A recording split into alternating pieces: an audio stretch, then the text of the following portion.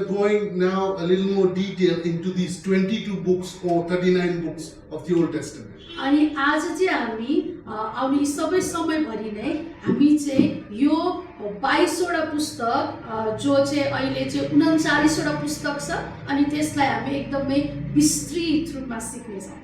One of the things that the way I study and research God's word, अनि एउटा तरिका जसद्वारा चाहिँ म परमेश्वरको वचनको विषयमा अध्ययन गर्छु, त्यसको विषयमा खोज पत्ताल गर्छु। and as all the rabbis had a particular method, including Jesus and Paul, of interpreting the Bible. अनि विशेष गरेर चाहिँ रब्बीहरू र येशू ख्रीष्ट आफै नै र प्रेरित पावलको पनि बाइबललाई उल्था गर्ने एउटा तरिका थियो। And we don't have time today, so we won't go into the detail. But there are 4 levels of Bible interpretation. अनि त्यसको गहिराईमा चाहिँ आज हामी जाने छैनौँ, तर त्यहाँ चाहिँ 4 प्रकारको तरिकाहरू छन् जसद्वारा चाहिँ हामी बाइबललाई अनुवाद The गर्दछौँ। first level is the basic level, where we look at the history and the grammar and the text and context of that Bible verse or chapter or book. अनि पहिलो तरिका अथवा पहिलो तह भनेको चाहिँ हामी त्यो खण्डको पृष्ठभूमिलाई हेर्दछौँ, त्यो कुन चाहिँ कालमा लेखेको छ अनि त्यसको अलिकति गहिराईमा हामी अध्ययन गर्दछौँ त्यसको सन्दर्भमा रहेर। And then there is the second level, which is the metaphor level, the allegorical level, the symbolical level. अनि दोस्रो तह भनेको चाहिँ त्यसले चाहिँ हामीलाई के प्रतिबिम्बित गर्छ अथवा के चिन्ह दिन्छ, के सिकाउँदैछ भन्ने तहलाई हामी हेर्दछौँ। There are many figures of speech in the Bible, not just symbols and metaphors, but also language.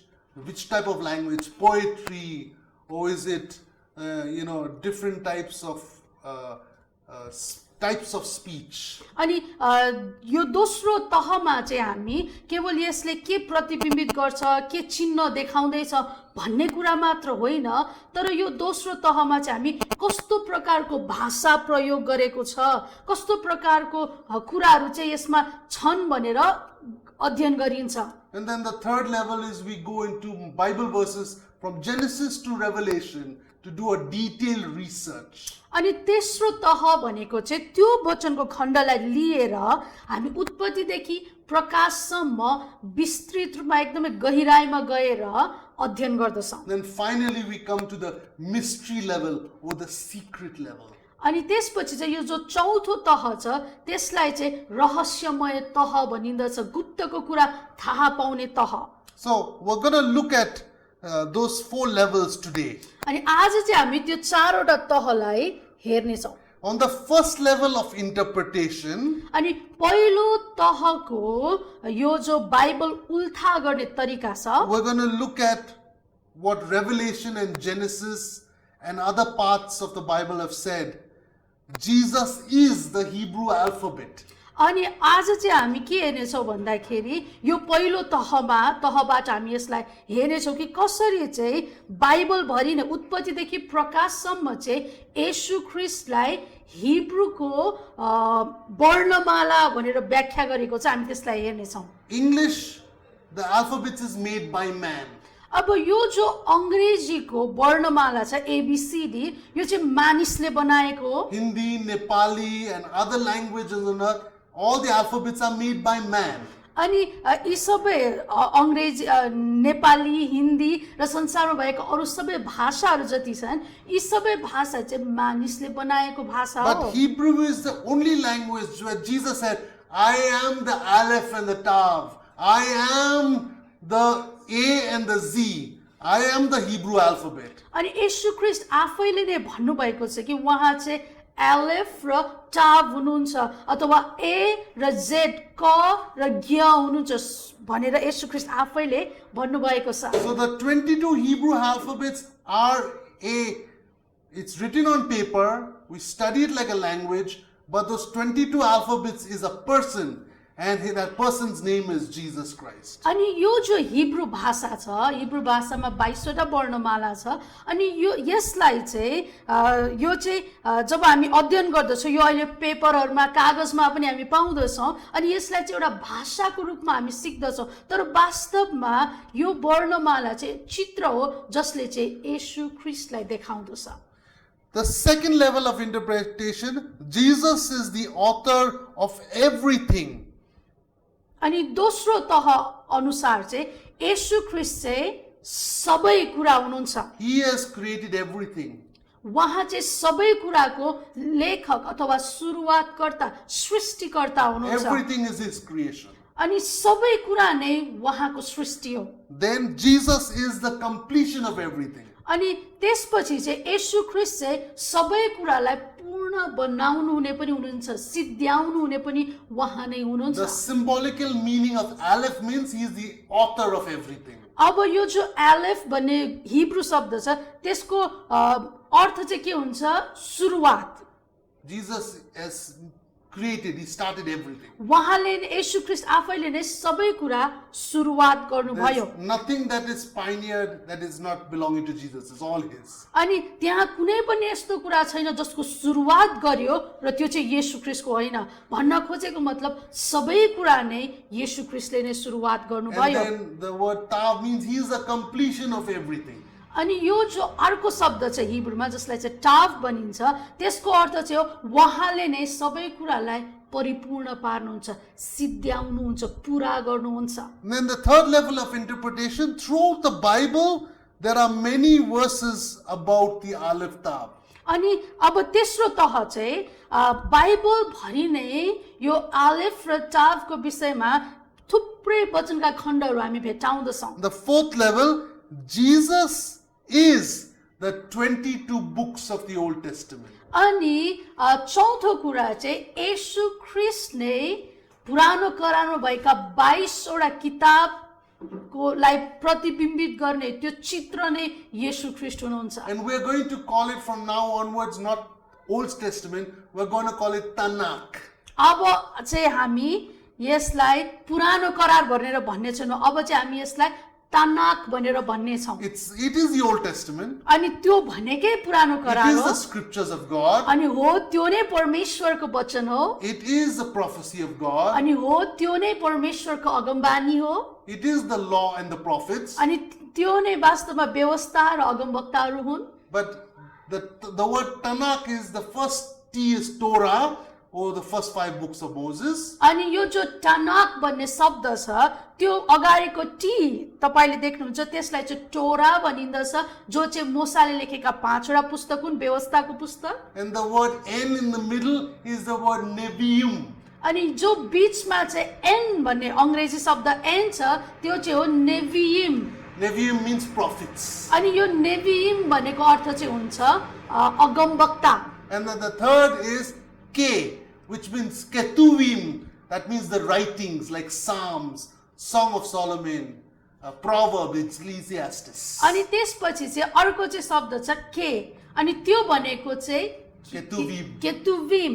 अनि त्यसको अर्थ चाहिँ हुन्छ लेख, जहाँ चाहिँ भजन सङ्ग्रह, त्यसपछि हितोपदेश, श्रेष्ठ गीतहरू पर्दछन्। In the Moses that the Hebrew that Moses spoke, there were no vowels A, E, I, O, U. स्वरलाई शब्दहरू बनिने उच्चारण गरिने हुन्छ अनि अ आ इ जस्तोद्वारा चाहिँ अरू शब्द बन्दछन्।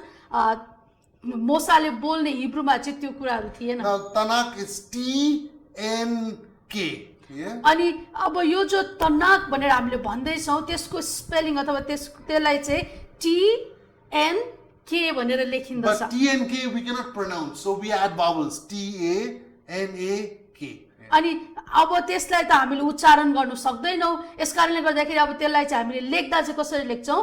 TANAK, तनाक। So we added 2 A's. अब त्यहाँ बीचमा चाहिँ दुईटा ए भन्ने So we can शब्द थपिएको छ pronounce it. ताकि हामी त्यसलाई उच्चारण गर्न सकौँ। Okay, so the word Tanakh is what Jesus used because he said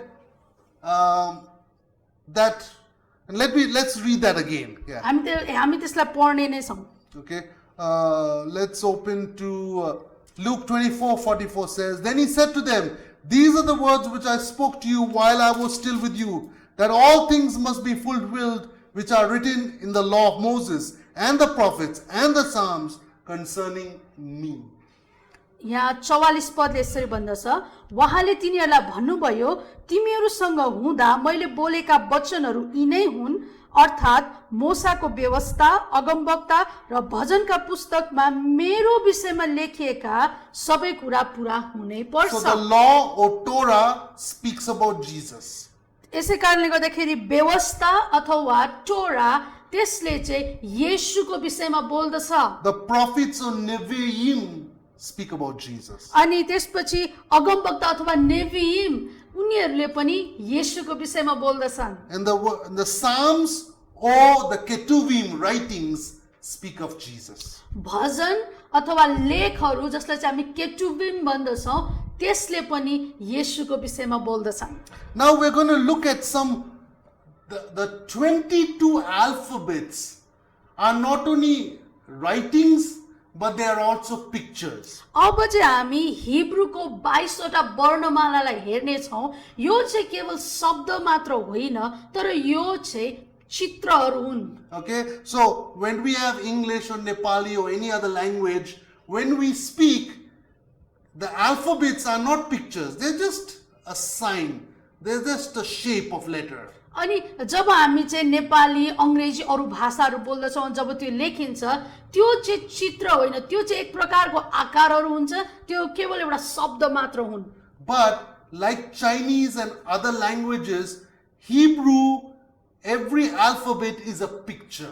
अनि जसरी चाइनिज भाषा छ र अरू भाषाहरू पनि छन् त्यसमा चाहिँ त्यसरी नै हिब्रू भाषा अथवा त्यसको वर्णमाला चाहिँ एउटा चित्र हो। So the first alphabet is Aleph, like we have A.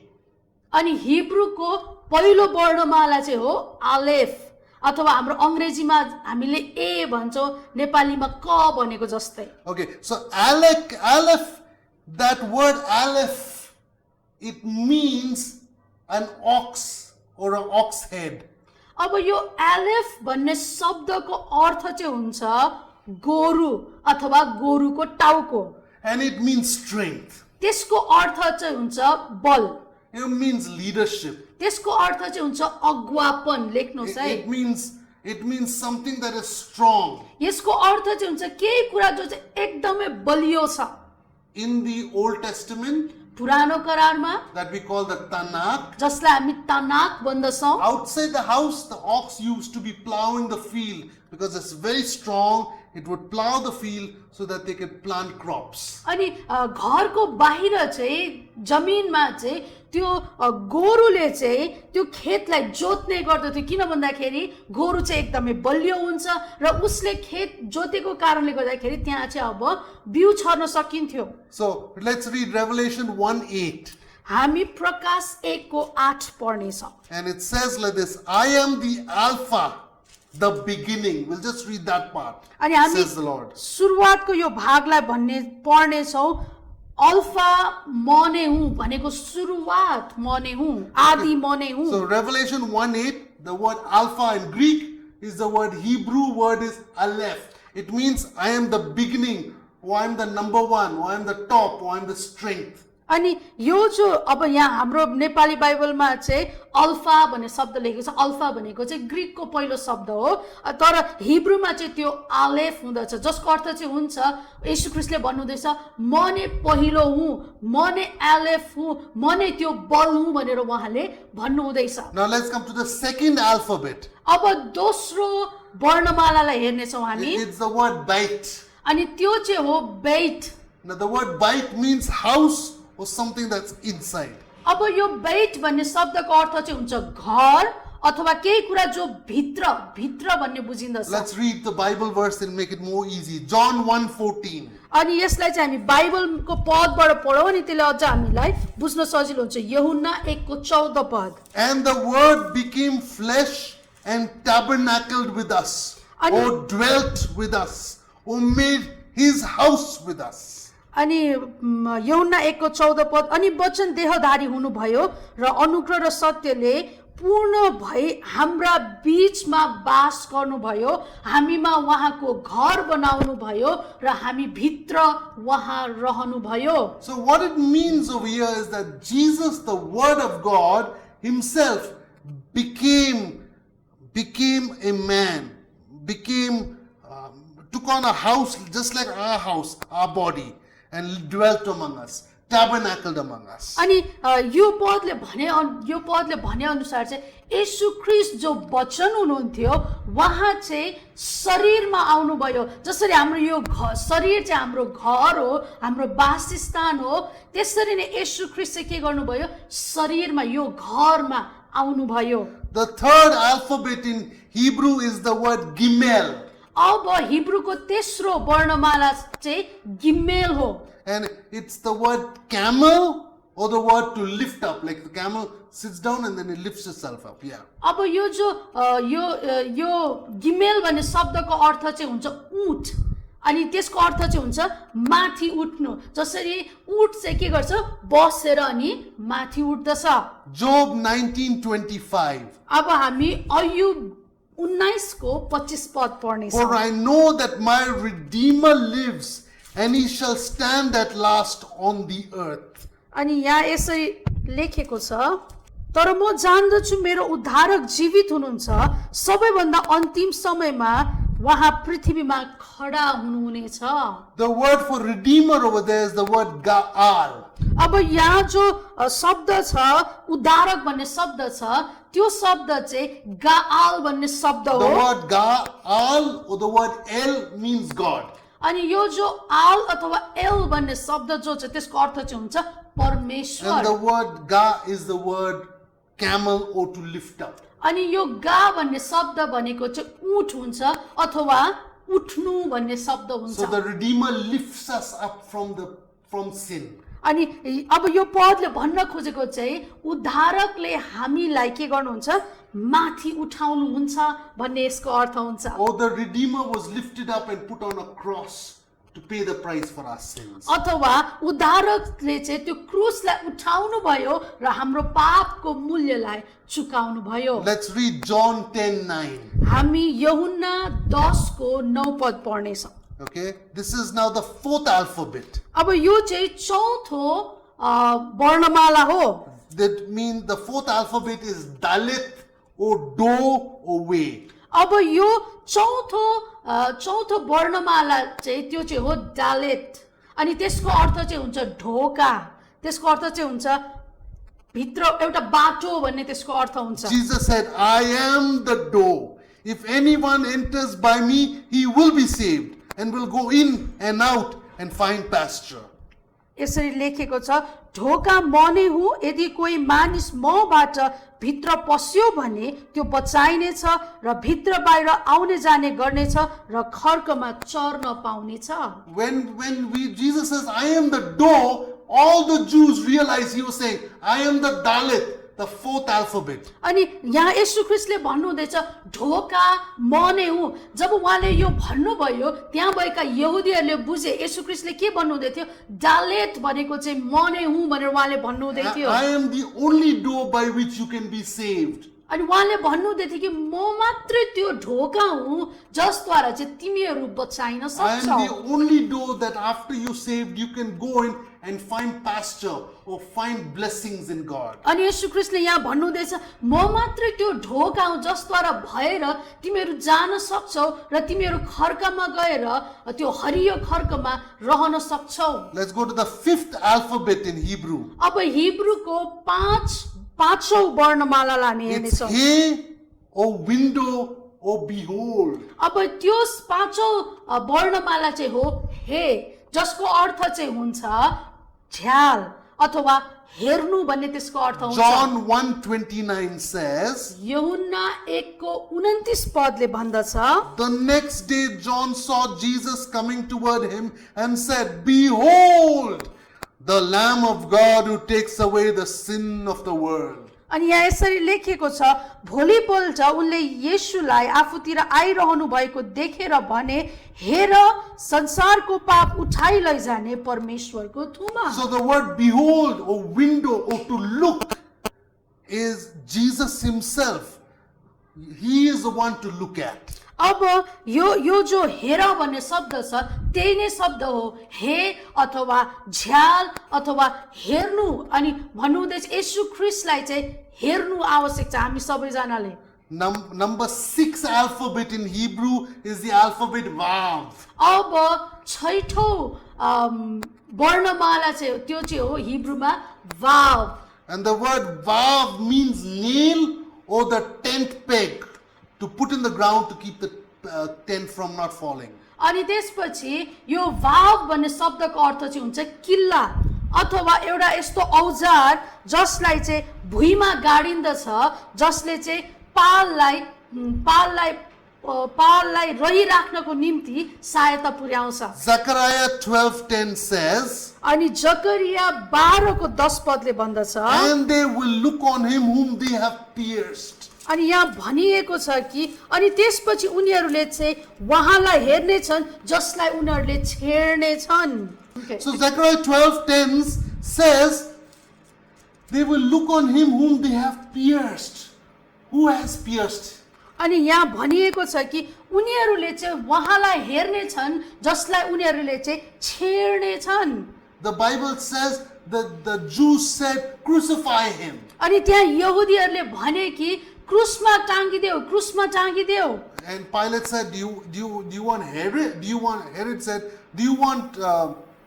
Pilate said, do you want Barabbas or do you want Jesus? They said, we want you to set free Barabbas. Crucify Jesus. अनि त्यसपछि त्यहाँ Pontius पिलातसले सोध्दछ, तिमीहरू चाहिँ बरब्बालाई चाहन्छौ अथवा येशू ख्रीष्टलाई चाहन्छौ भन्दाखेरि ती यहुदीहरूले के भने बरब्बालाई चाहिँ छोडिदेऊ, येशू ख्रीष्टलाई चाहिँ क्रुसमा टाँगिदेऊ भनेर भने। But one day the Jews will look on Jesus whom they have pierced and mourn for him as if somebody lost their only son. अनि त्यसपछि एउटा यस्तो दिन आउने छ जहाँ चाहिँ यहुदीहरू चाहिँ रुने छन् उहाँलाई घोचेको कारणले। अनि यस्तरी उनीहरूले चाहिँ शोक मनाउने छन् कि उनीहरूले आफ्नै छोरालाई, एकमात्र छोरालाई गुमाएको जस्तो गरेर। Then the 7th alphabet in Hebrew is Zion. अनि त्यसपछि हिब्रूको 7औं वर्णमाला चाहिँ हो जायन। And Zion means an axe, a weapon or a mattock, that which we dig the ground with. अनि त्यसपछि यो शब्दको अर्थ चाहिँ हुन्छ बन्चरो अथवा कुनै हात हतियार अथवा कोदालो जसलाई लिएर चाहिँ हामी के गर्ने गर्छौं, जमिनलाई खन्ने गर्दछौं। Matthew 10:34 says, मत्ती 10:34 पदले and भन्दछ, Jesus is saying, अनि येशू ख्रीष्टले यहाँ भन्नुहुँदैछ, do not think I come to bring peace on earth. अनि उहाँले भन्नुभयो कि यसो नसोच कि म चाहिँ यस पृथ्वीमा शान्ति ल्याउनलाई आएँ। I did not come to bring peace, but a sword, a weapon. अनि उहाँले भन्नुभएको छ तर तरबार चलाउनलाई म आएको हुँ। What does he mean by that? अब यसको अर्थ के होला, That उहाँले के in a भन्नुभएको? family there are 5 members. अनि परिवारमा चाहिँ अब त्यहाँ 5 जना व्यक्ति हुन्छ। One person accepts Christ. एकजना व्यक्तिले चाहिँ येशू ख्रीष्टमा विश्वास गर्दछ। The other 4 members of the family becomes a weapon against this person. अनि त्यसपछि चाहिँ यो एक्लो विश्वासीको विरुद्धमा परिवारका अरू सदस्यहरू खडा बन्दछन्। And then the other members either will accept Christ or live in peace, or they will kick this person out or kill him. अनि त्यसपछि यहाँ के हुन्छ भन्दाखेरि कि त परिवारले स्वीकार गर्दछ, मिलिमत्तमा एउटै घरमा बस्दछन्, अथवा त्यहाँ झगडा हुनेछ र यो जसले विश्वास गरे उसलाई चाहिँ के गर्नेछ, घरबाट निकालिदिनेछ। The next is Keth, 8th alphabet, Keth, or fence or wall. अनि 8औं वर्णमाला चाहिँ हो खेत। And John 10:10 says, अनि यसको अर्थ चाहिँ हुन्छ पर्खाल अथवा बार। अनि यूहन्ना 10:10 ले भन्दछ, the thief does not come except to steal and to kill and to destroy. अनि यहाँ भनिएको छ चोर चाहिँ चोर्न, मार्न र नाश गर्न आउँदछ। How does he steal? How does he kill? How does he destroy? अब शैतानले कसरी चोर्ने, कसरी मार्ने, कसरी नष्ट गर्ने काम When there गर्दछ was त? no fence or wall of protection. अनि त्यो बेला मात्रै गर्न सक्दछ जब त्यहाँ चाहिँ सुरक्षा गर्नको निम्ति कुनै पर्खाल छैन, कुनै पनि बार लगाएको छैन। Okay, but Jesus said, I have come that they may have life and have it abundantly. अनि येशू ख्रीष्टले भन्नुभयो तर म त उनीहरूलाई जीवन दिन आए अनि त्यो प्रशस्त मात्राको जीवन। Jesus is the fence and the wall. When we accept Him, inside Him we are protected against the thief who comes to kill, steal and destroy. Amen, amen. अनि जब हामी येशू ख्रीष्टमा विश्वास गर्दछौँ, येशू ख्रीष्ट चाहिँ हाम्रो जीवनमा त्यो बार जस्तै बनेर आउनु हुँदछ, त्यो पर्खाल बनेर आउनु हुँदछ जसले हामीलाई शैतानका यी सबै युक्तिहरूबाट चोर्ने, मार्ने र नाश गर्ने कुराबाट सुरक्षित राख्नु हुँदछ। Number 9 alphabet is Teth. It means a snake curled up in a circle or surround. अनि त्यसपछि नौ वर्णमाला त्यसलाई चाहिँ टेट भनेर भन्दछ जसको अर्थ चाहिँ हुन्छ सर्प। यसरी बेरिएर बसेको हुन्छ नि, त्यो बेरिएर बसेको सर्प अथवा त्यसको अर्थ चाहिँ हुन्छ घेर्नु। John 12:32 says, यूहन्ना 12 को 32 पदले भन्दछ, and if I am lifted up from the earth, I will draw all people to myself. अनि त्यहाँ लेखिएको छ जब म माथि उचालिने छु सबै मानिसहरू ममा आकर्षण हुनेछन्, ममा आउनेछन्। What is Jesus saying here? अब यहाँ येशू ख्रीष्टले के भन्नु हुँदैछ? Those of his hearers over there, they understood straight away what is he talking about. अनि त्यही क्षणमा येशू ख्रीष्टले जे भन्नुभएको थियो त्यहाँ वरिपरि भएका मानिसहरूले बुझिहाले। People were grumbling in the time of Moses. मोसाको समयमा मानिसहरू चाहिँ गनगन गरिराखेका थिए। Snakes came and started biting them and they were dying.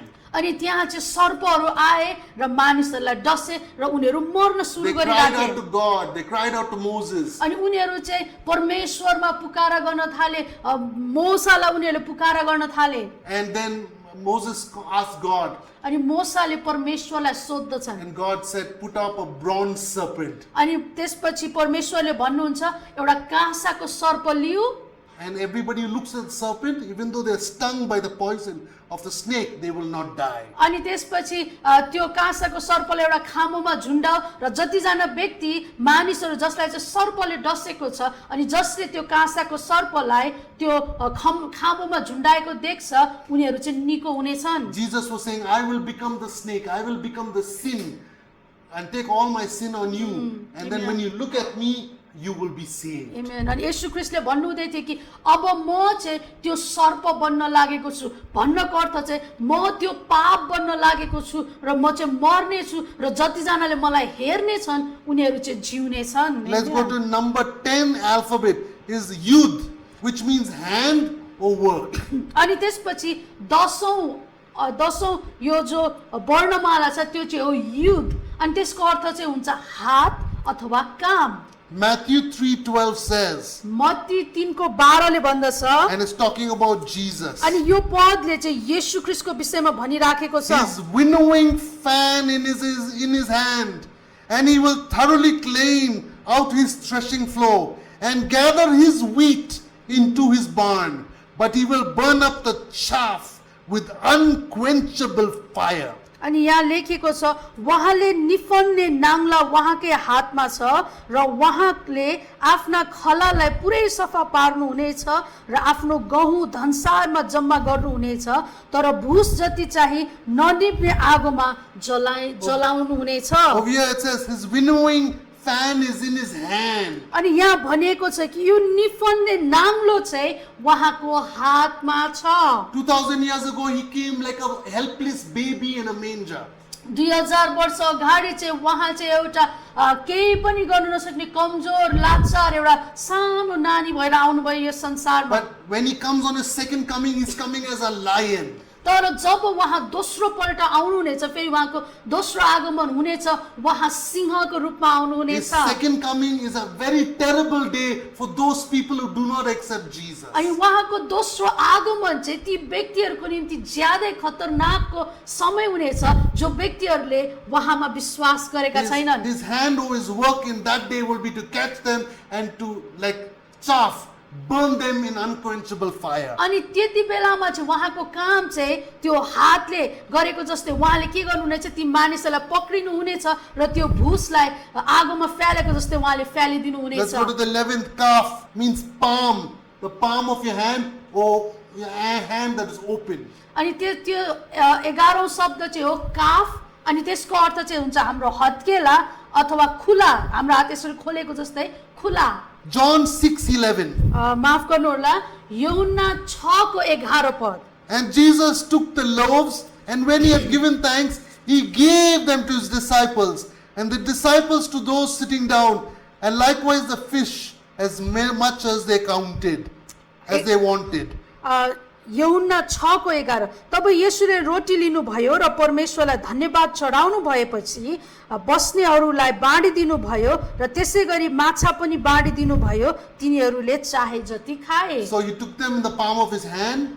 उहाँले के गर्नुभयो, त्यो माछा र रोटीलाई आफ्नो हत्केलामा लिनुभयो, Thank God. परमेश्वरलाई धन्यवाद दिनुभयो। As soon as he put it in the disciples' hand, it multiplied. अनि जुन क्षणमा उहाँले त्यो धन्यवाद दिएपछि चेलाहरूको हातमा दिनुभयो, त्यति बेलामा त्यो रोटी र माछा के भयो त, वृद्धि भए। And then when the disciples started giving the people, in the disciples' hands also, it started multiplying. अनि त्यसपछि जब चेलाहरूको हातमा त्यो पुग्यो र उनीहरूले मानिसलाई बाँड्न सुरु गरे, त्यो क्षणमा पनि त्यहाँ वृद्धि भयो। The number 12 alphabet is Lamed, अब 12औं वर्णमाला चाहिँ हो लामेद, which means staff, rod, or scepter of a king, or teach. अनि त्यसको अर्थ चाहिँ हुन्छ लौरो अथवा राजदण्ड अथवा सिकाउनु। John 10:11 says, यूहन्ना 10:11 पदले भन्दछ, I am the good shepherd. म असल गोठालो The हुँ। good shepherd gives his life for the sheep. असल गोठालोले आफ्नो भेडाहरूको निम्ति आफ्नो प्राण अर्पण गर्दछ। So what is a good shepherd? अब असल गोठालो के He हो त? teaches us.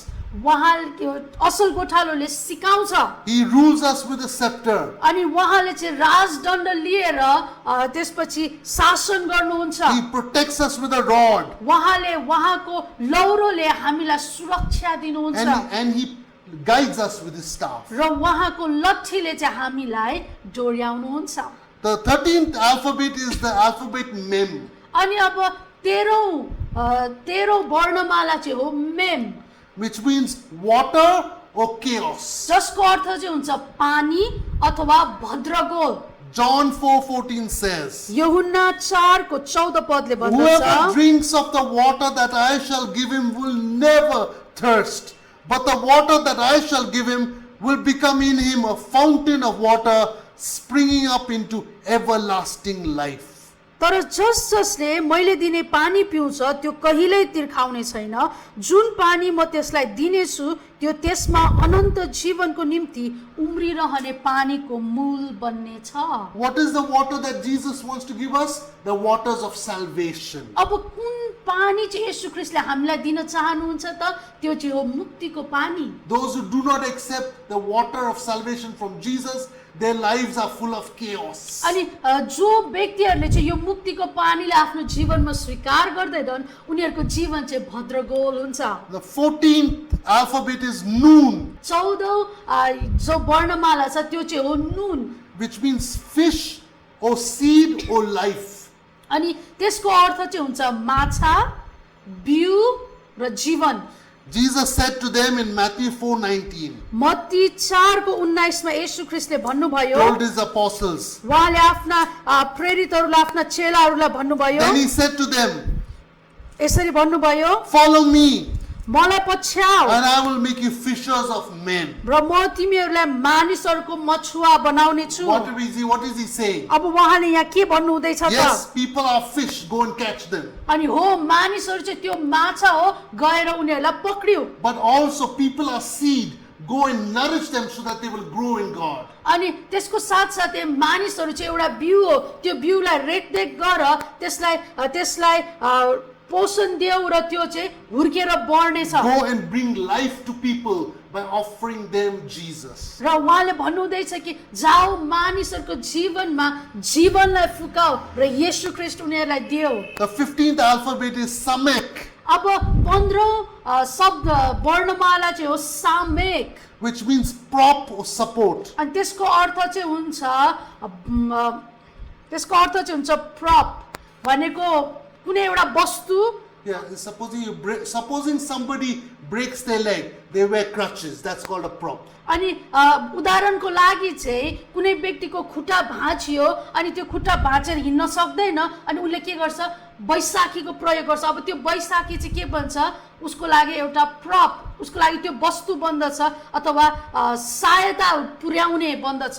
When Jesus was in the Garden of Gethsemane, जब येशू ख्रीष्ट चाहिँ गेत्सेमनीको बगैँचामा हुनुहुन्थ्यो, he was praying. उहाँ प्रार्थना He गर्नुहुँदै even थियो. told Father, I don't want to go to the cross. It's too much for me. I can't bear it. अनि त्यसपछि उहाँले पितालाई भन्नुहुँदै थियो, मेरो लागि चाहिँ एकदमै कठिन छ, यो चाहिँ गाह्रो छ भनेर उहाँले भन्नुहुँदै थियो. But this is what Matthew Luke 22:43 says. अनि त्यहाँ चाहिँ लुका 22 को 43 पदले यसरी भन्दछ.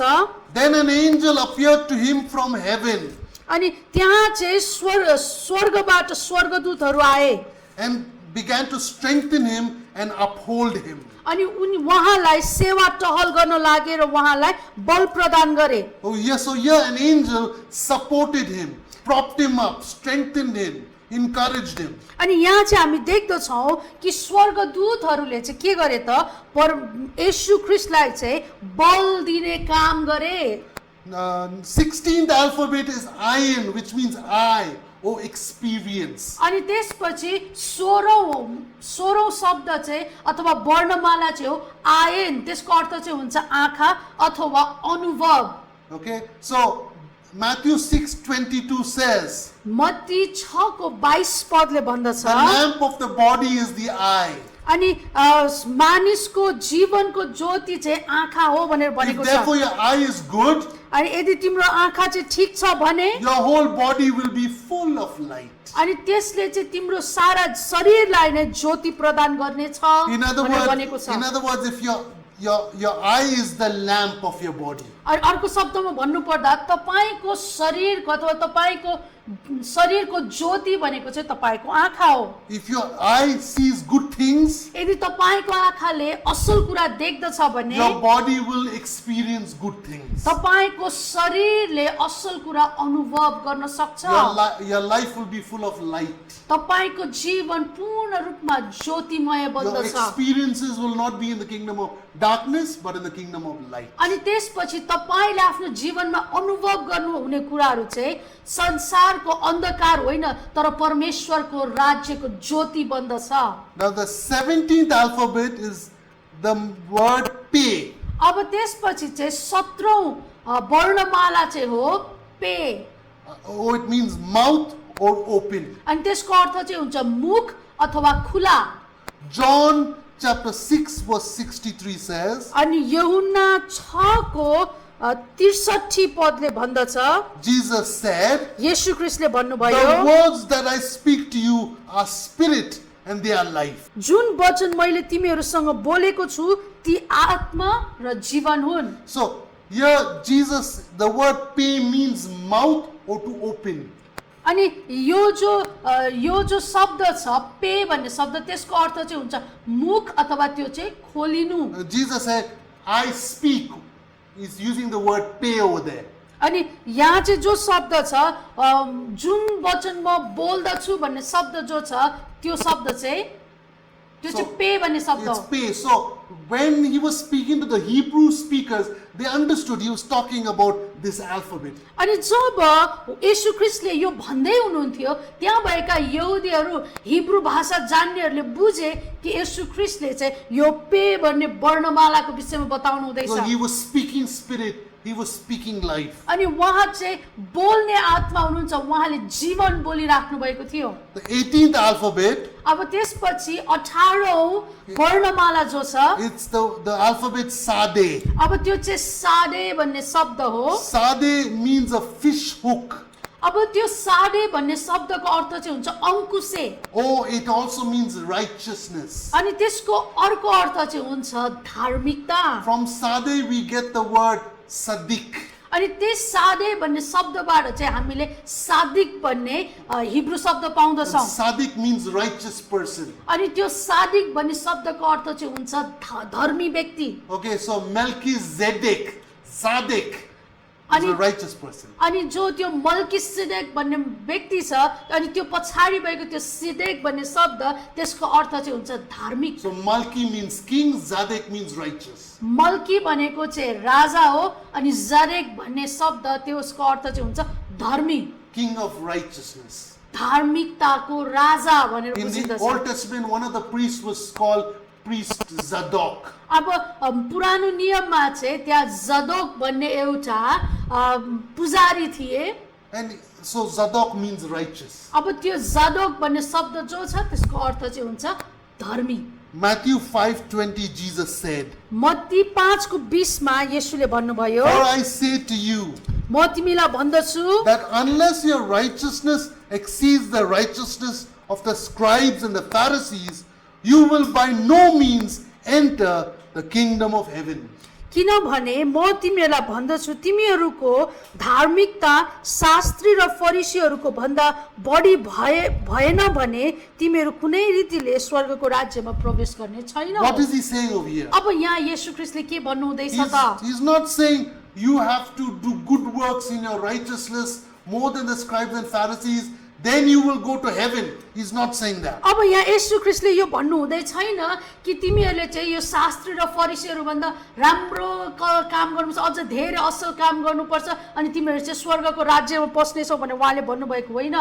What he's saying is that when you've accepted Jesus, how do you live? अनि उहाँले भन्नुहुँदैछ कि जब हामी येशू ख्रीष्टलाई विश्वास गर्दछौँ हामी कसरी जिउनु पर्छ? By the power of the Holy Spirit and the Word of God, your righteousness should be more than the righteousness of the Pharisees and scribes. Then you will see in your life heaven coming down on earth. अनि उहाँले भन्नुहुँदै थियो कि तिमीहरूले चाहिँ तिमीहरू येशू ख्रीष्टलाई विश्वास गरिसकेपछि जो धार्मिकता तिमीहरू बन्दछौ त्यो धार्मिकता चाहिँ तिमीहरूको शास्त्री र फरिसीहरू भन्दा ज्यादा हुनुपर्दछ।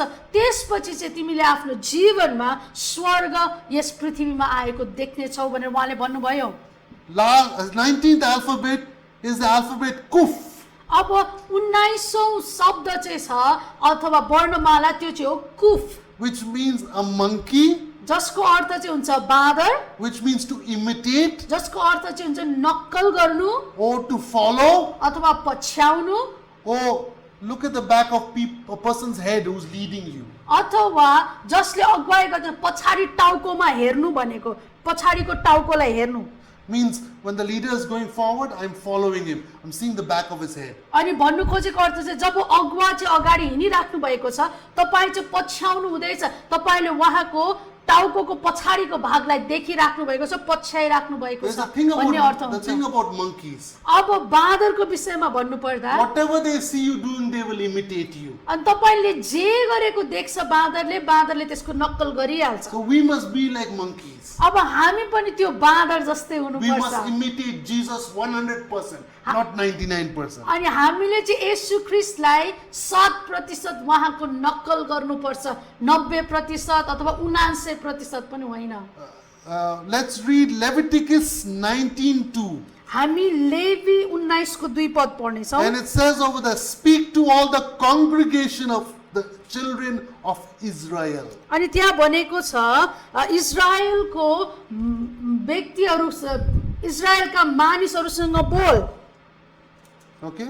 Yeah. So the word congregation in Hebrew is the Hebrew word is kahal. अनि यहाँ चाहिँ जो समुदाय भन्ने शब्द छ समुदाय शब्दलाई चाहिँ हिब्रूमा चाहिँ काहाल भन्दछ। The word kahal is made up of 3 Hebrew alphabets. अब यो काहाल भन्ने शब्द चाहिँ यो हिब्रू शब्द 3वटा अर्को हिब्रू शब्द मिलेर The बनेको छ। first is kuf, पहिलो चाहिँ हो कुफ which means monkey, जसको अर्थ चाहिँ हुन्छ बाँदर or follow or imitate. अथवा पछ्याउनु नक्कल गर्नु। He means window or revelation. अनि त्यसपछि हे भन्ने शब्दको अर्थ चाहिँ हुन्छ झ्याल अथवा प्रकाश Or behold. अथवा हेर्नु। And lamed, which means shepherd's staff. अनि यो जो लामेड भन्ने शब्द छ त्यसको अर्थ चाहिँ हुन्छ गोठालोको लौरो which means guide or direct. अथवा त्यसको अर्थ चाहिँ हुन्छ डोर्याउनु अथवा निर्देशन दिनु। So what is the congregation? अब यस कारणले यो समुदाय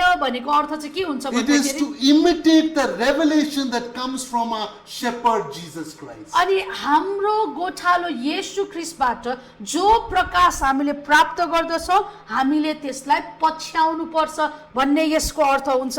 Matthew 16:18 Jesus said, Ani- the chief shepherd himself said, अनि मत्ती 16 को 18 पदमा हाम्रो मुख्य गोठालोले यसरी भन्नुभयो येशू ख्रीष्ट आफैले, and I also say to you that you are Peter, and on this rock I will build my church, and the gates of hell shall not prevail against it. म तिमीहरूलाई भन्दछु कि तिमी पत्रुस हौ, म मेरो मण्डली यस चट्टानमाथि स्थापित गर्नेछु र नरकका ढोकाहरू त्यसमाथि विजय हुने छैनन्। So what does it mean over there, the word church? अब त्यहाँ जो चर्च अथवा मण्डली भन्ने शब्द लेखिएको छ People put that in the Bible, it's not there.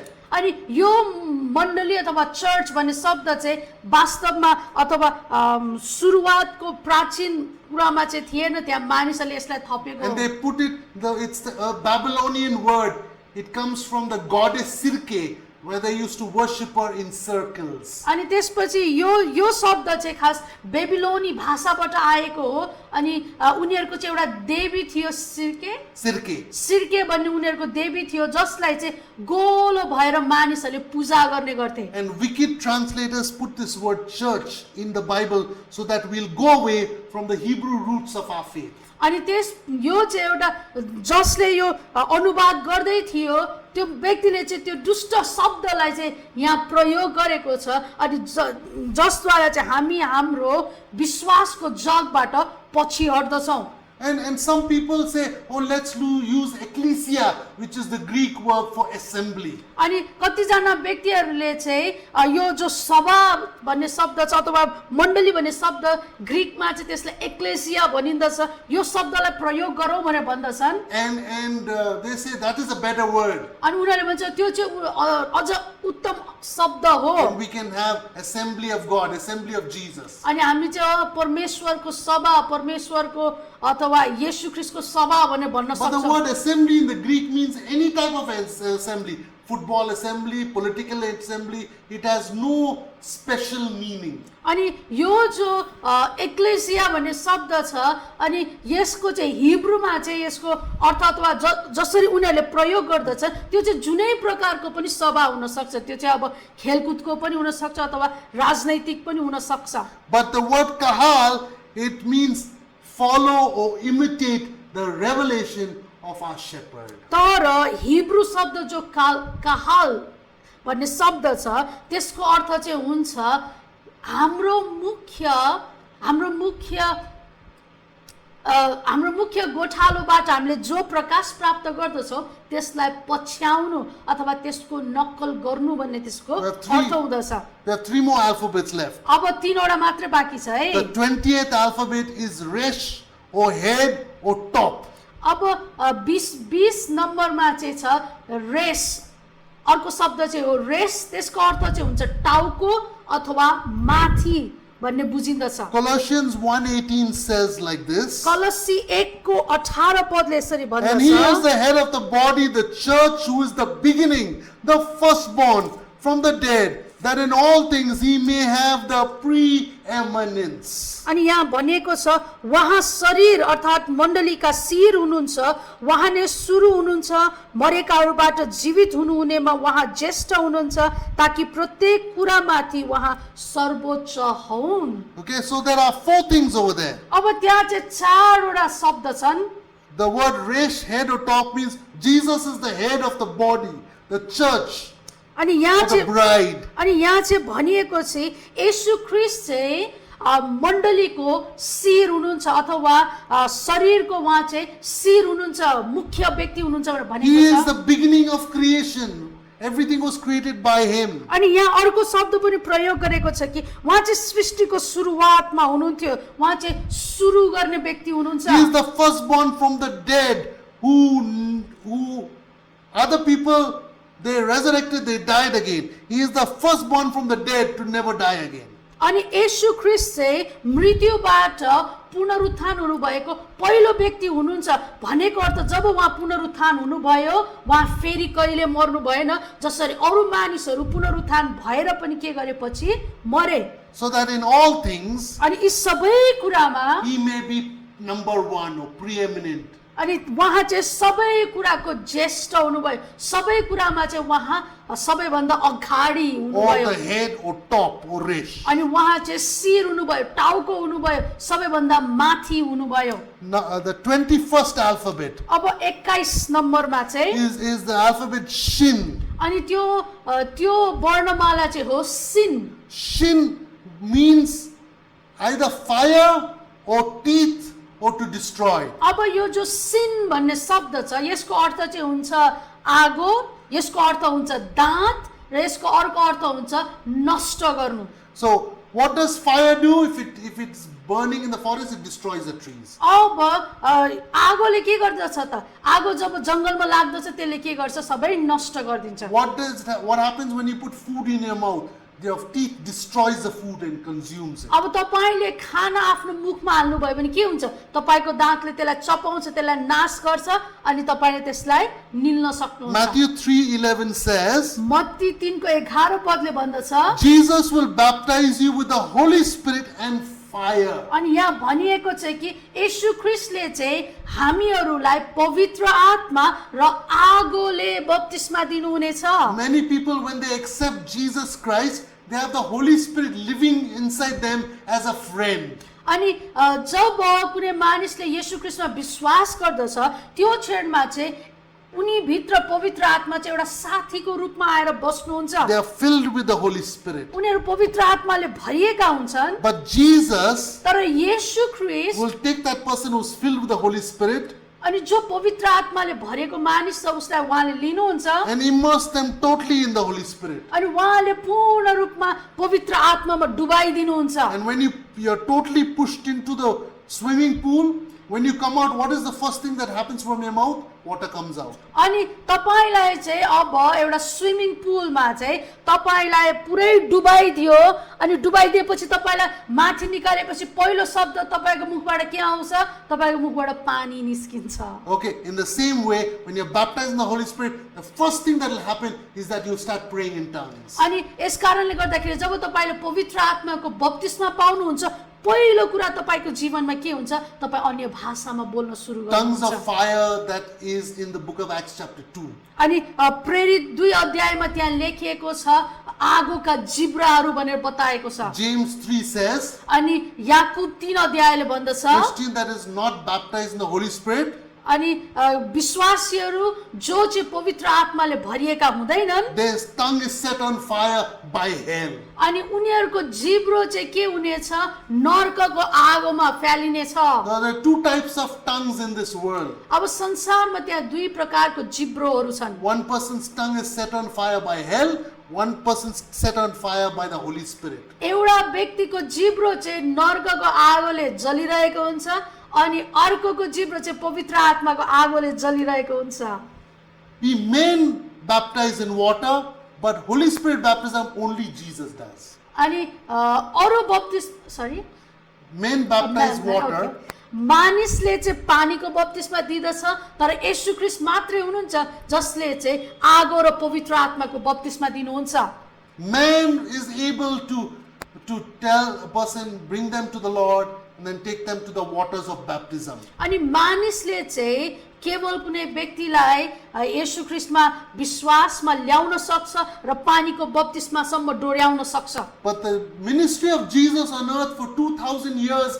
is baptizing people with the Holy Spirit. He does it. No man can do it. अनि त्यसपछि येशू ख्रीष्टको सेवकाई 2000 वर्षसम्म यस पृथ्वीमा के हो भन्दाखेरि उहाँले मानिसहरूलाई आगो र आत्माले बप्तिस्मा दिनुहुँदैछ यो काम केवल येशू ख्रीष्टले मात्रै गर्न सक्नुहुन्छ अरू कुनै पनि मानिसलाई आगो र आत्माले बप्तिस्मा दिन The सक्दैन 22nd and last alphabet र 22 र सबैभन्दा अन्तिम वर्णमाला चाहिँ हो is the alphabet Tav, अनि त्यो चाहिँ हो ताव which means a cross. जसको अर्थ चाहिँ हुन्छ क्रुस, which means a sign, जसको अर्थ चाहिँ हुन्छ एउटा चिन्ह, which means a covenant. जसको अर्थ चाहिँ हुन्छ करार। Revelation 1:8, Jesus says, अनि प्रकाश 1:8 येशूले I am भन्नुभयो, the Omega, म नै ओमेगा हुँ, I am the Tav, म नै टाब हुँ, I am the end. म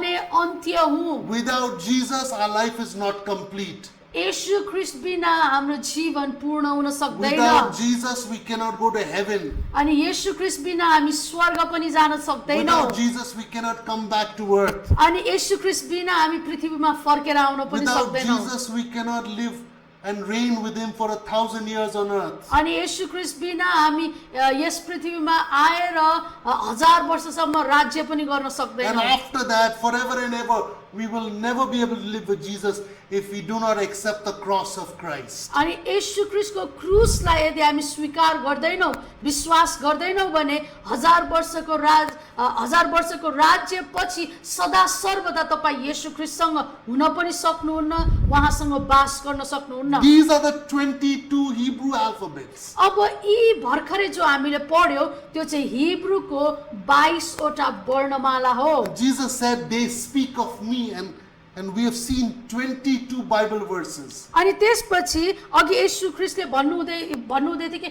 यो चाहिँ मेरो विषयमा हो, अनि हामीले बाइबलका 22 वटा खण्डलाई हेर्यौं। You will get the notes for these. अनि यसको हरेकको तपाईले नोट In पाउनुहुनेछ। the next class, I will even give you the pictures and the alphabets. अनि अर्को कक्षामा चाहिँ म यो हिब्रू शब्दको नक्सा अथवा चित्र कस्तो हुन्छ त्यो पनि तपाईलाई दिनेछु। You, from now onwards, can see the Hebrew alphabets and see how they are the 22 books of the Old Testament. अनि अब यसपछि चाहिँ जब हामी यो सिकिसक्छौँ त्यसपछि चाहिँ तपाईले त्यो 22 वटा वर्णमालालाई चिन्न पनि सक्नुहुनेछ र बाइबलका 22 वटा किताबलाई पनि तपाईले स्पष्टै In the next बुझ्नुहुनेछ। class, we are going to look at each book of the Bible, how they are each alphabet. अब त्यसपछि चाहिँ हामी बाइबलमा भएका यी खण्डलाई बाइबलका यी पुस्तकहरूलाई हामी हेर्नेछौँ र हेरेर हामी जान्नेछौँ कि कसरी यी हरेक पुस्तकमा चाहिँ यो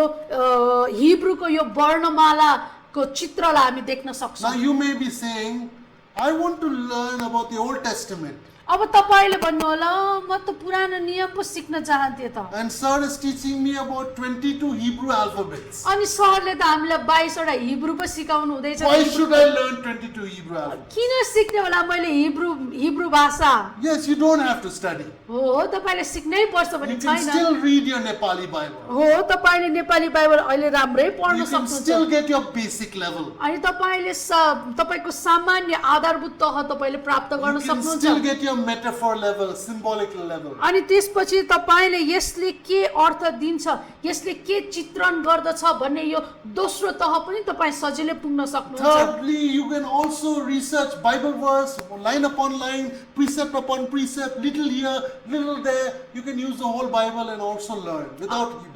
अनि हिब्रू बिना नै हिब्रू भाषा नजानिकनै पनि तपाईले बाइबलका खण्डको निम्ति बुझ्नको लागि पुरा बाइबलमा पद गरेर खण्ड गरेर तपाईले हेर्न सक्नुहुन्छ। त्यहाँबाट पनि तपाईले धेरै कुरा सिक्न सक्नुहुन्छ। But if you want to go to the fourth level, the mystery level, the secret level, then you need to know the Hebrew. Then you will understand the books that are written in the Hebrew alphabets. अनि त्यसपछि तर यदि तपाई चाहिँ चौथो तहमा पुग्न चाहनुहुन्छ, तपाई चाहिँ रहस्यमय तहमा पुगेर त्यहाँबाट रहस्यमय कुरा प्राप्त गर्न चाहनुहुन्छ भने तपाईले चाहिँ यो हिब्रू शब्द अथवा हिब्रू वर्णमाला जान्नु पर्दछ, यसको चित्रहरूलाई तपाईले जान्नु पर्दछ, यसको पुस्तकहरू, अनि त्यसपछि बल्ल तपाईले अझै स्पष्टसँग बुझ्नुहुनेछ। Paul said it like this. पावलले यसरी भनेका I छन्, want to give you meat, म तिमीहरूलाई मासु दिन चाहन्छु but you're still spiritual babies drinking milk. तर तिमीहरू चाहिँ आत्मिक रूपमा नानी नै छौ, साना केटाकेटी नै छौ, दुध मात्रै खानु मन पर्छ।